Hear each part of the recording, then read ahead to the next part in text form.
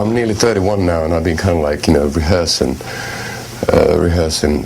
spiritually, mentally, psychologically, physically, for this moment, for the better, part of my life. So no, it's just one more step towards insanity, I guess, sonic insanity, So the tour's been good.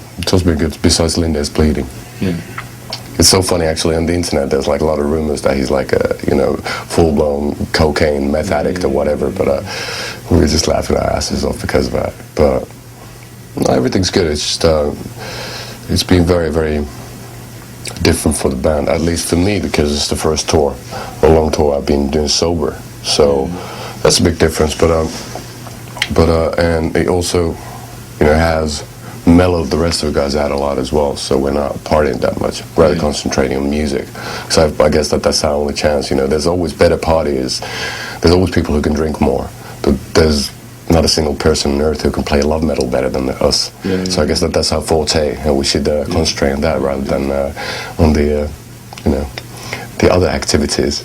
I've done it, I write all my music sober, and I can work on it, if I'm drunk or whatever, and so that wasn't a problem. It's just you easily tend to wipe a lot of rubbish underneath the carpet, and I did it by a bottle, and it's not the prettiest sight when I've just let the carpet be. I'll let the magic carpet ride, the black magic carpet ride happen when I go back home in Finland and start writing new stuff on my guitar. But also, when it's just, when it gathers up, it takes a long time to clean it up as well. A little tiny bits of piece you have to separate and, put into the right places, decide what you're going to throw in the bin and where you're going to save and archive. So that's how it is. But it's like, we do a lot of things with him, with the whole band, and we seem to do a lot of things backwards. So that's one of them things. I kind of like, for the last 10 years have been my last 10 years. And these are my mid next 10 years, if you know what I'm saying. It's just, it's, I'm, feeling good, rejuvenated, feel like, starting back from late 90s. Like all of us was just a very vivid, dreamlike sequence, dream within a dream, as Edgar Allan Poe once wrote down. No, what's my plan? No, basically, the only thing, you easily get up in a situation where you're very self-centered. Obviously, when you're a writer or you're a so-called artist, you're very self-centered because you write the songs and you write about the things you've been going through yourself. And I kind of like, for some reason, forgot the existence of my parents, who've always been really close to me because of my drunken haze. And I don't want to disappoint them. I don't want to disappoint the band. I don't want to disappoint our lovely manager Seppo. I don't want to disappoint you. I don't want to disappoint, myself. I just, if I'd be a slave to, a bottle, that would be not necessarily the most, exciting way to go. Everybody can do that. I'd rather be, electrocuted on stage. I guess that'd be a lot cooler. Like that. I'm writing bits and pieces all the time, but usually, when we keep on traveling, we're in a different hotel room, every other day, so it's fairly hard to concentrate on finishing a song. But a lot of little, I'm, rambling on, just writing things down and a couple of melodies here and there. And usually when I get the time to relax back at home, that's when I start writing new stuff. But I got ideas for maybe about like 12 songs or something. But also, Venus Doom has been, I don't know why. I don't know whether I'm, just a masochist or something, but it seems that always writing new stuff, you have to like dig deeper within yourself and within,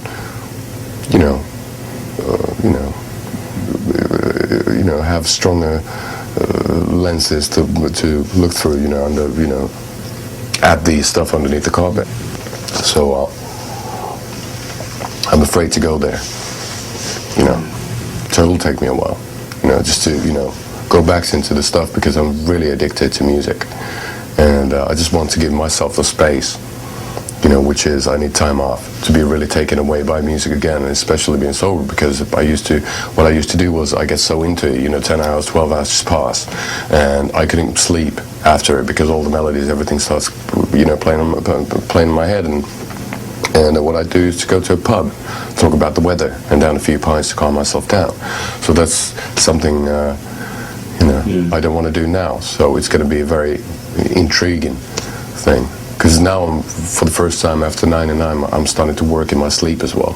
So that's really cool. I wake up with ideas and I write them down. And they're not necessarily great ideas, but it's kind of fun. Yeah, so in that sense, I do feel like 16 again.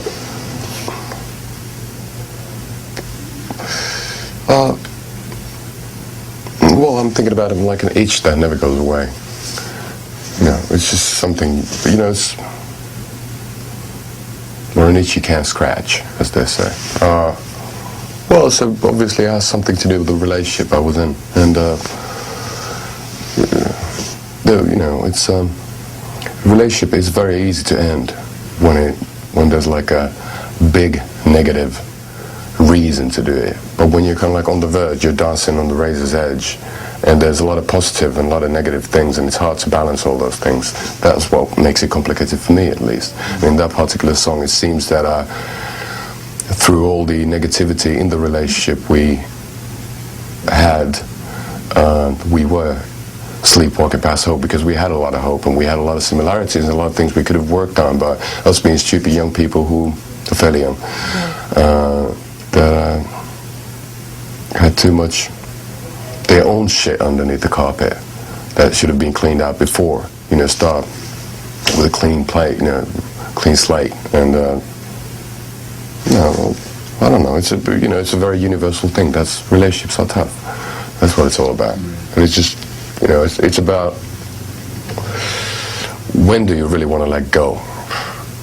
When is the time? Because nobody can tell you the time to let go of a relationship, or let go yourself. When's the right time to go with the flow? And when do you have to keep yourself in control? Nobody can tell that to you besides yourself. And that's the toughest lesson in life, I guess. Well, that happens to a lot of people, but the towel falls in different directions, and different people have different cushions to fall on, after it. It's and when it comes to love, you shouldn't be having plan Bs. You just have, it should be total submission to your passion, to your senses, and to your heart, I guess, Rational, I don't believe in a thing called rational love,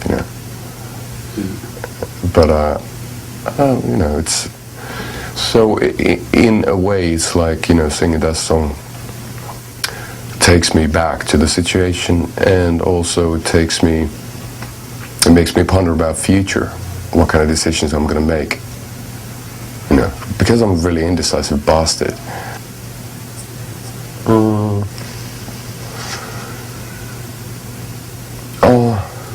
It's always different. It's always different. It's, I guess that for me personally, it's like Eskimos got like over 30 words for snow, but we only have one word for love, which is love. Of course there's, adoration, all different kind of little tiny adjectives describing the thing, but they can't describe it, and love is very different with different people. So even though if you're writing about separation or falling in love, it's always different because you fall in love for different reasons.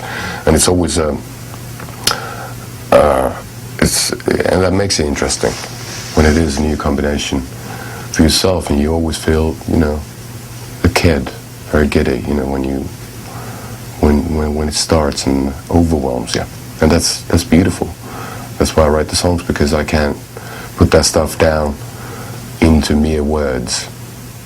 Especially me, my funny accent, and me coming from Scandinavia, so it's easy for me to put some of the emotions down in melodies, and get the mood out that way.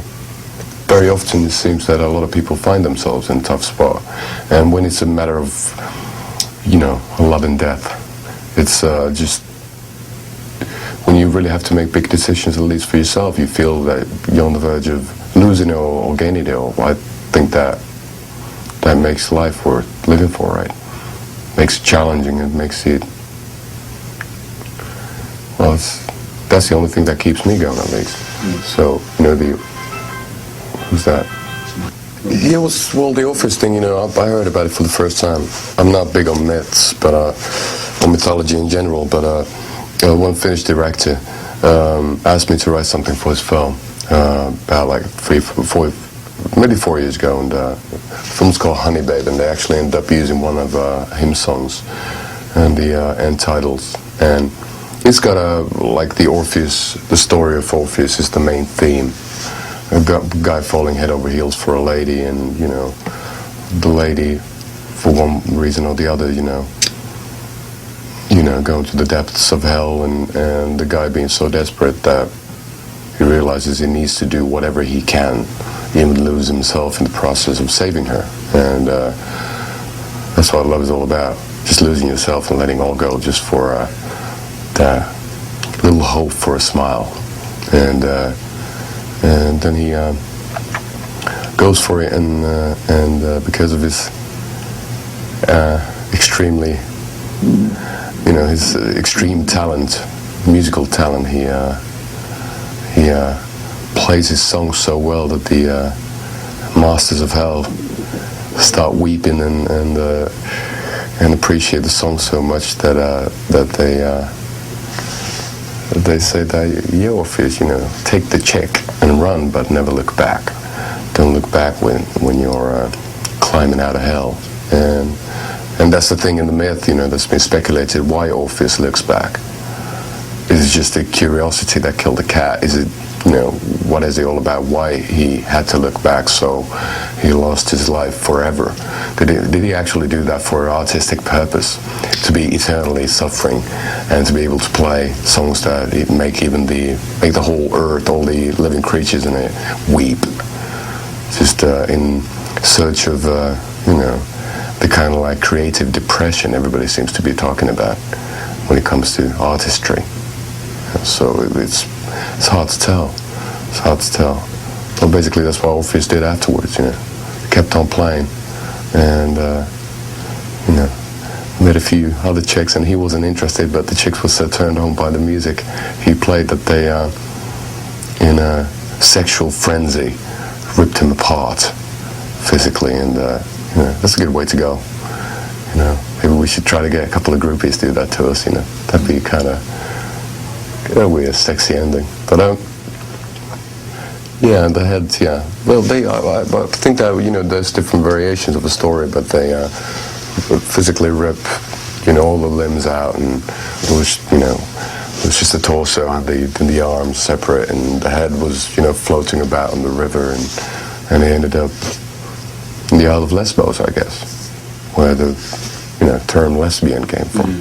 So it's kind of weird old myths, but I guess more or less it's a story of being an artist in a way that you have to,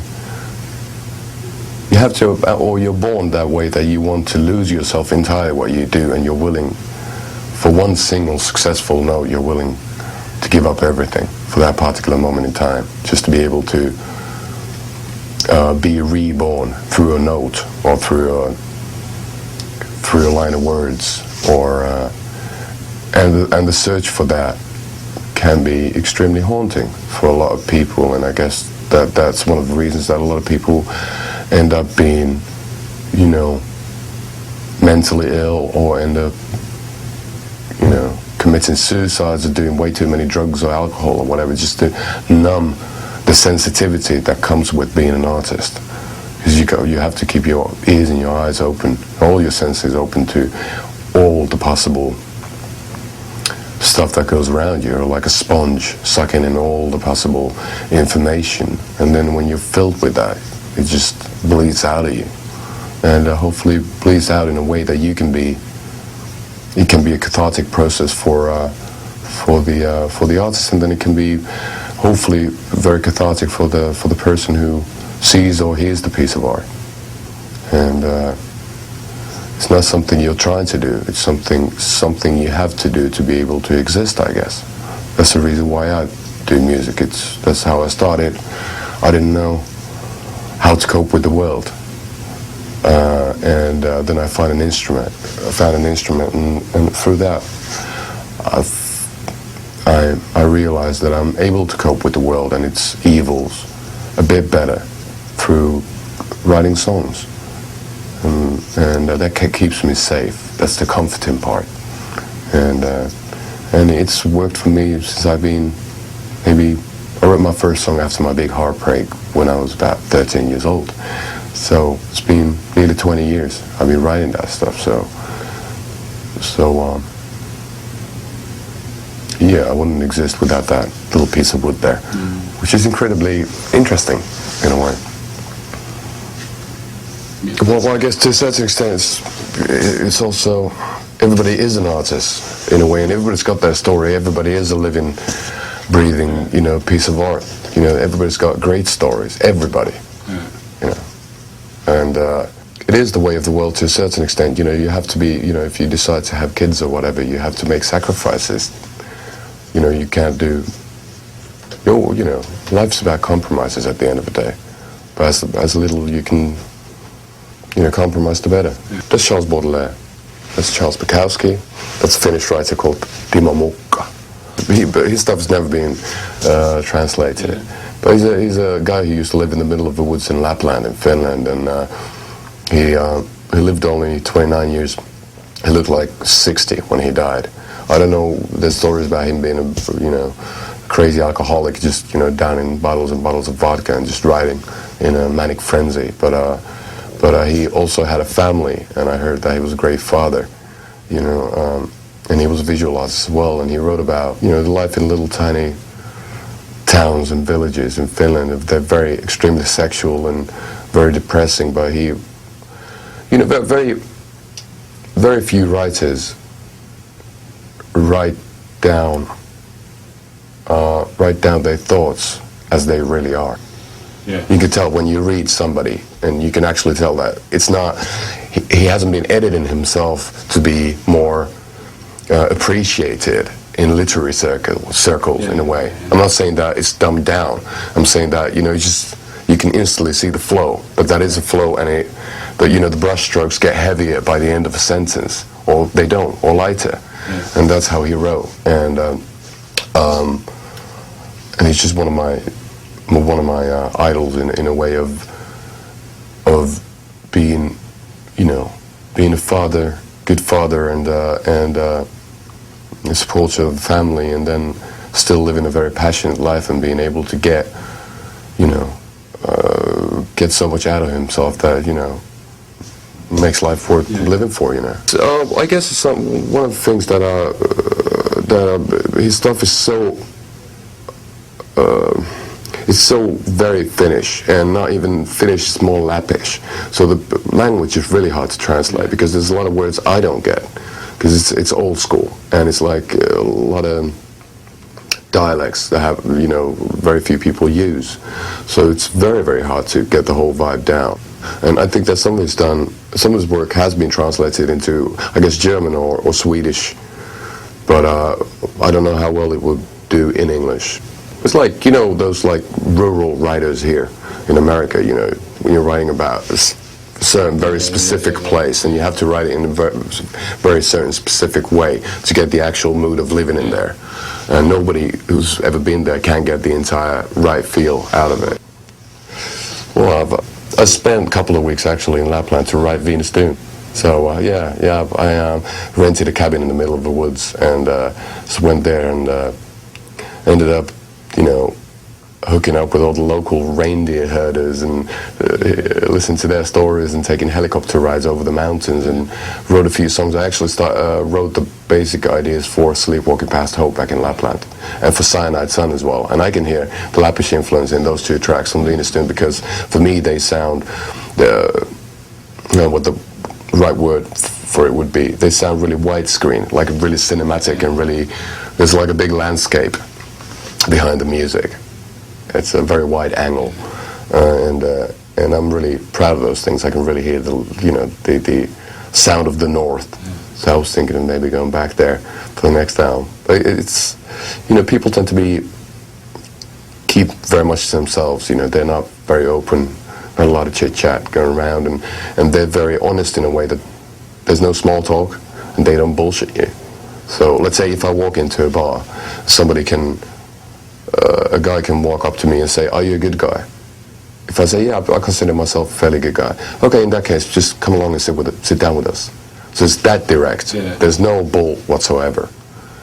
And I love the honesty in that, because it kills, you kill a lot of time by trying to please people, trying to, have the mask on. And back in the North, they don't care about that. And that's the cool thing about it. It's something very unique. But nowadays also, because of so many things being more liberal, it means that kids have to stretch further and further to make themselves noticed. If you know what I'm saying, culture and all that, there's not so many taboos anymore, and obviously kids are always searching for taboos. If we just think of, let's say, intoxicants, back in the day, weed was a cool little illegal thing. It's nothing nowadays. Meth is nothing nowadays. Cocaine is nothing nowadays. And smack's not interesting for anybody. You're just not off. So they're searching for something. They're searching for, what would they call, like Georges Bataille, like transgressional literature, something that rips the reality around you apart, and you can restructure it, through the way you clothe yourself, through the way you live your life and all that. Everybody, the search for individuality is becoming more obsessive at all times. People want to be so different, People just, rises to the barricades and trying to hop over the boundaries to see if the grass is greener on the other side. It's just, a lot of people don't do that on a psychological or on an intellectual level. You can still get a lot by just reading. A lot of thoughts and a lot of ideas. A lot of people seem to, I'm not saying everybody, but seems to have the obsession that you have to, show your individuality and your crazy identity through outer means, and that's not important, I guess. Just rather, shut up and say one really good sentence once every 10 years, and you'll be a god. To a lot of people, not saying that you should do that, but it's just, there's various ways of doing that. But that is kind of crazy, and that's why I'm, obviously, especially in America, if you're just watching telly, what's on there? It's getting ridiculous. All the reality shows and everything. Nothing's taboo anymore. So it's, what are they looking for next? What's going to be the next kick? Murder, or just suicide is going to be a kick or something. And he has in the near past. Well, that was a sad thing. He was this introverted. It seems, I don't know that case very well, but introverted 18-year-old guy with tendencies towards neo-Nazism, and he was really in his own cocoon. Didn't know much about the outside world, and he just, through whatever information, got the idea that he has the right to kill people, and he's doing that for the purification of not necessarily the race, but for mankind. I don't know on what kind of spiritual level he was working on, but it's kind of weird. It's tough to get guns in Finland, and we don't have any, metal detectors in schools or anything like that, because Finland is considered to be a very, safe country, and a lot of people do have guns, but most of the people are, northerners who use them for hunting, and or whose hobby is just, shooting at a track. So that was a tough thing. It's Oxford's something about that. A great book, by the way. There was a story about that happened during one of the depressions or whatever in England, and 16, 17 something, and there was a family with 3 kids, and they were struggling with money, and they heard their parents fighting about it. So the 3 kids, aged maybe 11, 9, and 4, they all hung themselves in the kids' room. And what they wrote down was a note to their parents that we did it so we wouldn't be so many for you to take care of. The ultimate power is to denounce all power. That guy, for example, in Finland, he was apolitical, like everything, asexual, apolitical, anti everything. So he was just basically trying to make himself as a blank canvas, which is extremely hard to do if you're living in a loving family. So that must be a horrendous journey he's been going through, and all the pain that he's been going through to actually cross that border into insanity and do all those horrible things he did. You know, it's... But also the good thing about humanity in general is the fact that, you know, terrible crises and terrible catastrophes, they do appear to have the impact on people, that people become closer to each other as they start valuing about life a bit more after that. And people who, neighbors who hated them, you know, hated each other previously, they can even hold hands occasionally. So it seems that a lot of people are so self-centered that it does take a catastrophe to all of a sudden for them to realize that there is life outside of themselves and outside of their families, and universal concerns, and a thing called universal compassion and love and hope. I've been a vegetarian for a long time. I was a vegetarian when I was a teenager for about 7 years, but then when touring, it became extremely hard. Places like Portugal or in Belgium, it's hard to get proper vegetarian food, and so I started eating fish again and chicken. Then I made a deal with my dear friend Lee Dorian from a band called Cathedral. Became a good friend, you know, a couple of years back. He's really adamant vegetarian, and I just gave him like a birthday present. I said, yeah, okay, I'm going to be a vegetarian from now on. That's been the last year and a half. No, I'm nearly vegan, but I do, you know, I'm like a vegan who eats chocolate. So I'm trying to avoid dairy products as well, and eat. Well, I'm nearly fruitarian as well, so I try to skip all the rice and bread and everything. But it's just I'm trying to find the right diet for myself to stay healthy on tour. You know, it's very hard to, you know, when you're traveling a lot, it's very hard to live on pizza for months and months on end. You know, it's just, it doesn't work. So Lindale, he does fish, but no chicken, no red meat. Gas is an omnivore. He eats everything. So, does yoga. he does a few asanas every now and then, but it's just it's basically it's a matter of also just to be able to sing, because you know when you sing, when you play gigs, you have to breathe through the tummy, and you know if you eat meat, you know digestion is so very slow that it's very, you know, you can't use all your capacity as a singer. So it's good to eat just a lot of greens, and that's what I do. It's not, you know, I'm still wearing leather stuff, and I'm not, you know, not really politically involved in that. You know, it's just, let's say it makes things simpler, and it makes me feel better, so that's why I do it. But I've never done any, you know, illegal driving or whatever, so I don't drive. I use taxis. I just hail a cab. And I'm not very environmental when it comes to that. I don't, you know, you can do basically anything if you start thinking about it.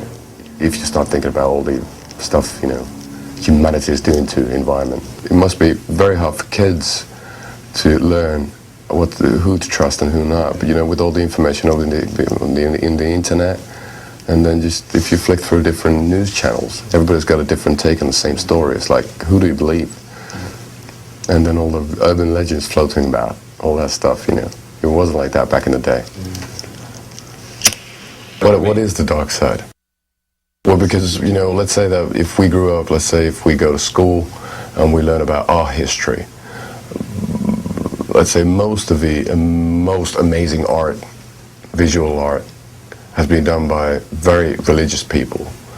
And most of that art is really, really dark. If you did think about Dante, for example, or John Milton, or a lot of those people, you know, they had a really strong relationship with God, and a very Christian God. And still they poured out all the Gothic imagery that all the anti-God people use nowadays, more or less. You know, I think it's just imagery, you know, anyway. You know, it's just word association, word games, you know.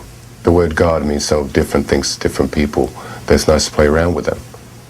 You know, as they say in the Bible, isn't it? Or do they say that in the Bible? But they're always saying that the greatest trick of Satan is is that he's wearing so many masks that people still do think that he doesn't exist.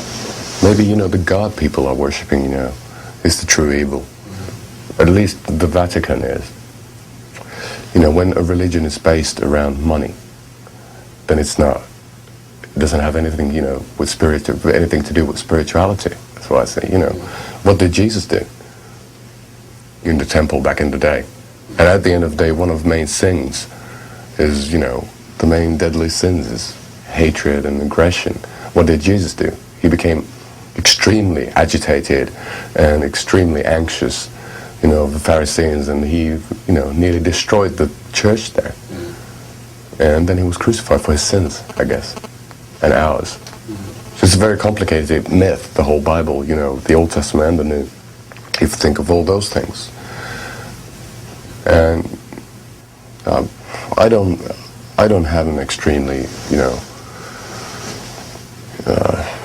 great need to find myself a savior. I don't need that. My savior is all around all the time. It's just the world around, the people around it, the stories they tell, and it's the whole thing. And that's what keeps me going. If it'd be just dark and empty and there would have been anything left, it would be just a void.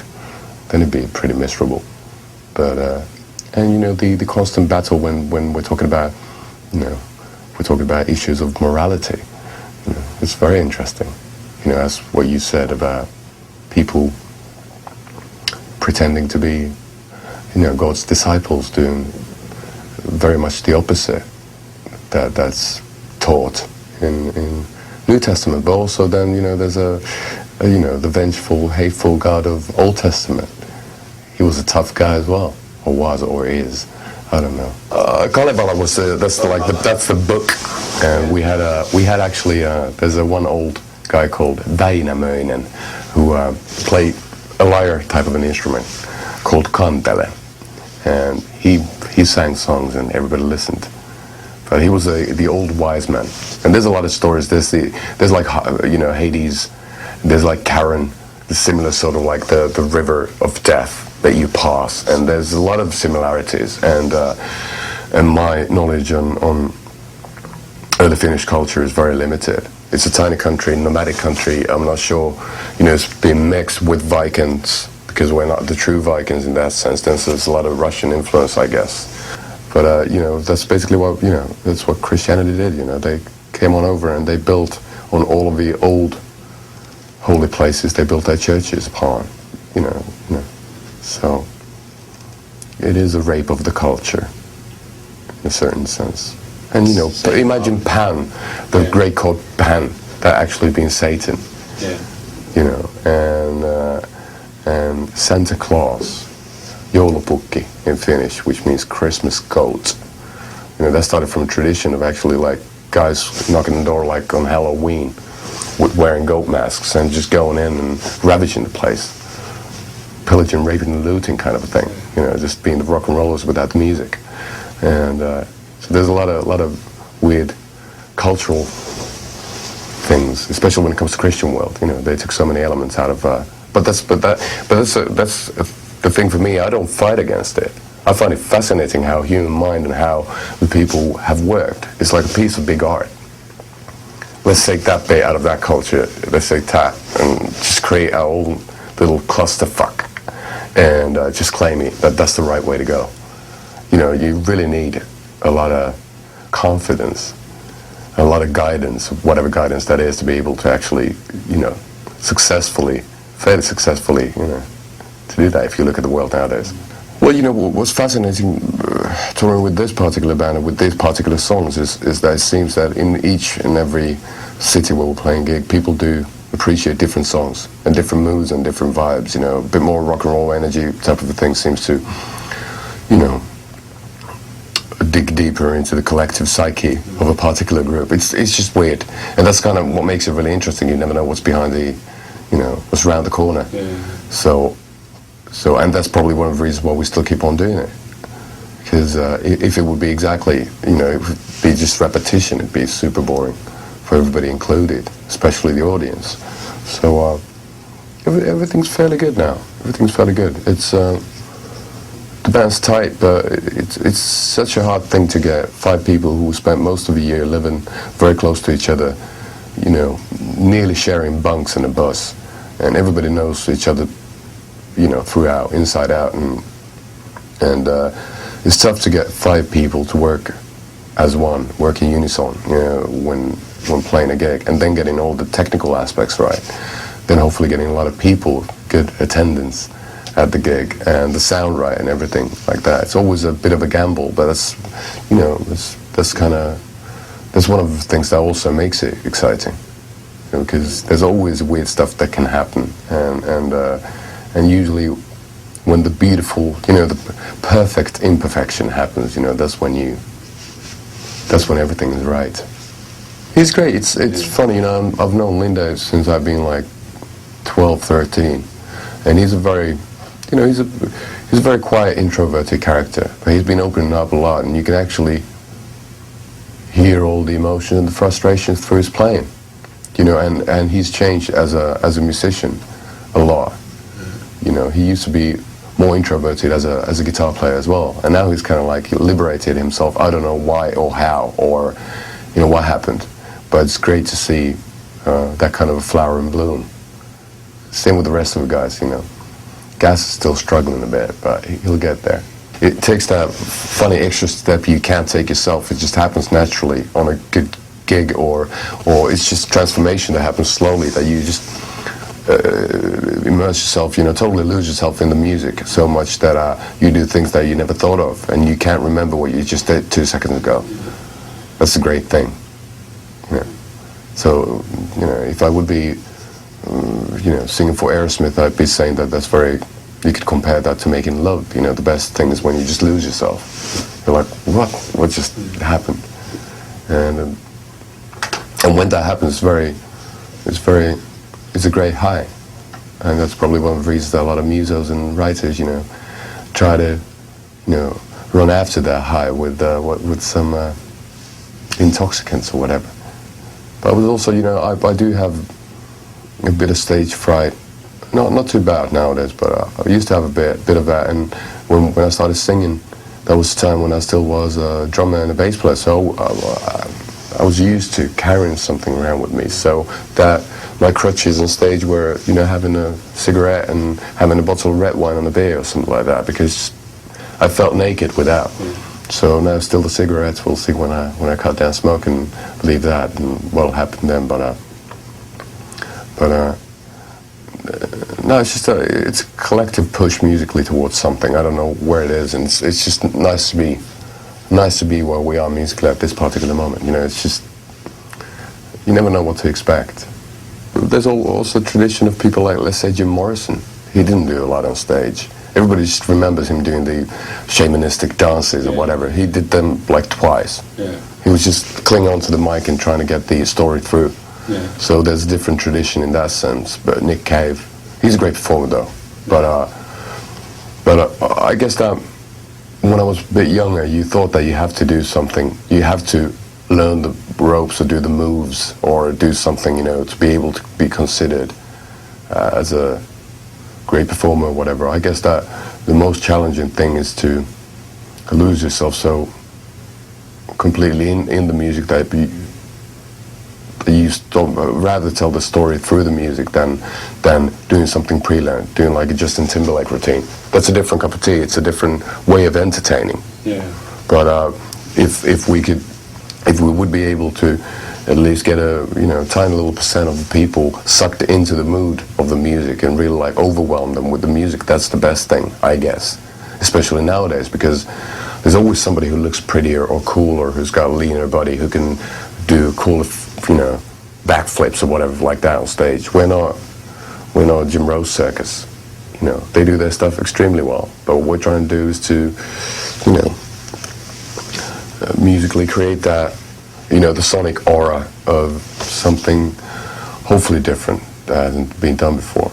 And at times it, you know, and I like it when stuff starts happening uncontrollably and from and because of an unconscious source or subconscious source. You know, it's I guess that's what you call. That's how it started. The term being a natural. Things happen naturally, just flow out of you, and you can see the difference compared to artists or performers who rehearse their craft.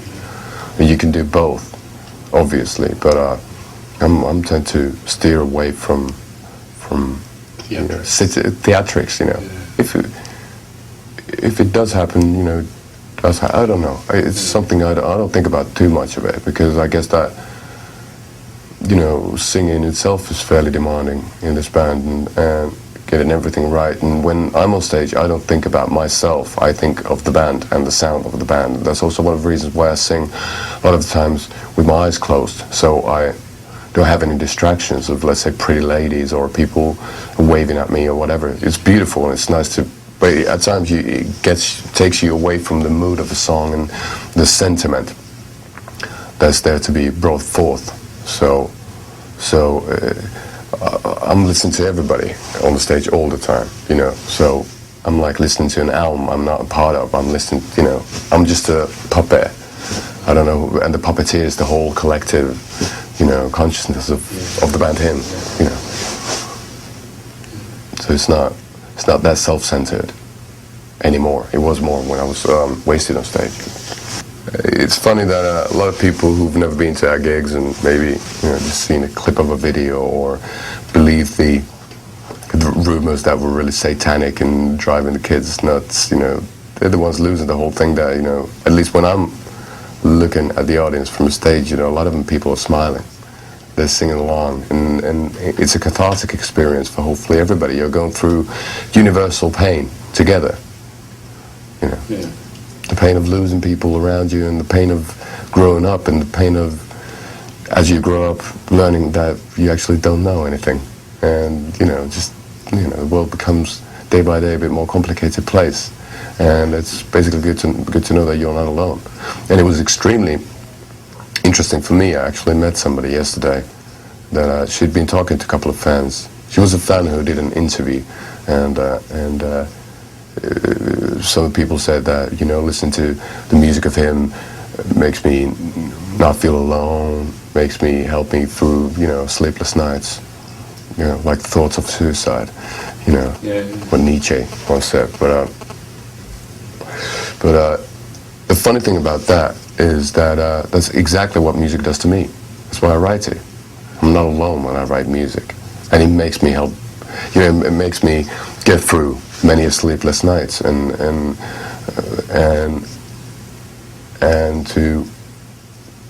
to be able to confront the negativity in the world in general with a smile on my face, more or less. It's tough and it's hard, and it's hard for everybody, but it's crazy how, you know, a person lives a zillion miles away in a place called Helsinki, sits on his bed, feels something, and picks up a guitar and puts that feeling, you know, into the music, couple of words, couple of chords, and through a long process gets that thing recorded, and all of a sudden the music spreads all around, and what happens is that it does exactly the same what it did for the perpetrator, so to speak. It's a weird cycle that it does. It seems to do for a lot of people, and but also, you know, music is, you know, everybody's got their sonic diary, and everybody listens to different bands for different reasons, and everybody does listen to certain songs because they recreate the smell, the sense, the whole atmosphere of a situation of the past. You know, when I listened to Madonna's Live to Tell, I remembered my, you know, first disco, you know, the slow dances with a lady I was, you know, into when I was like 12 or whatever, and those are great memories. So that's also one reason why I write music, but also that's the negative thing for me, because I can't feel that.